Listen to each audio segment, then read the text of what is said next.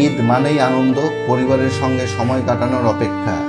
কিন্তু প্রতি বছর ঈদের ছুটিতে সেই আনন্দ অনেক পরিবারের জন্য পরিণত হয় আজীবনের শোকে। কিন্তু প্রশ্ন হলো, ঈদে এত সড়ক দুর্ঘটনা থামছে না কেন? ঈদের সময় লাখ লাখ মানুষ একসঙ্গে বাড়ির পথে রওনা হন, ফলে অল্প সময়েই সড়কের যানবাহনের চাপ অনেক বেড়ে যায়।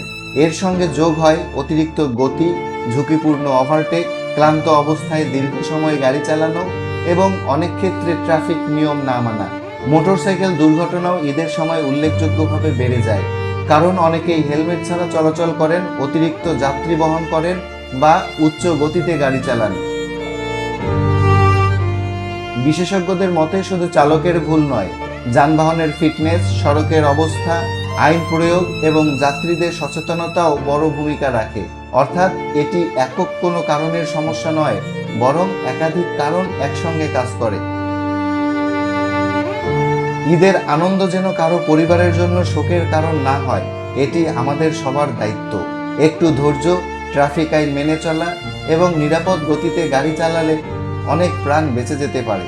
আপনার মতে ঈদে সড়ক দুর্ঘটনা কমাতে সবচেয়ে জরুরি পদক্ষেপ কী হতে পারে?